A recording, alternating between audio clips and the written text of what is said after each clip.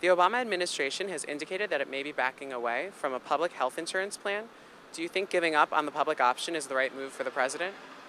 I think politically it makes sense for him. I think for the country, probably not.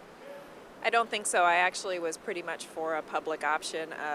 I know that there's a lot of people without health insurance, and if you knew you had something that you could choose, if you had an option, then I think it would be easier to go and be self-employed or to take jobs that wouldn't have health insurance because you knew you would have an option. No, I don't think giving up on the public option is the right move. I thought that was the whole idea in the first place, is to have a public option, something to supplement private insurance, private health care, so the general public, the people who are now uninsured, could afford some sort of health insurance. The Senate Finance Committee is expected to propose a bill that offers health insurance through a nonprofit co-op run by members.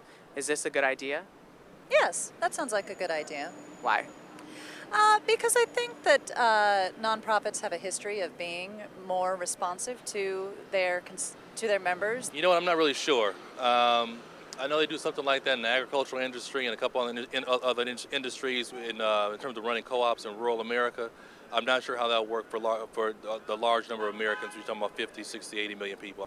Only as a second choice. I think it's wrong to have these senators from the small states dominating this process. I wish it were much broader. Are you satisfied with the steps Obama has taken to add choice and competition to the private market for health insurance?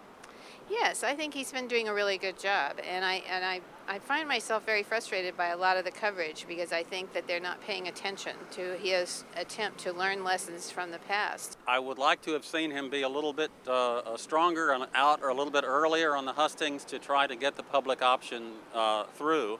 But it might be that it was doomed from the outset. Yes, but he could still do more because that was one of his promises of his campaign, so I think he should continue the fight.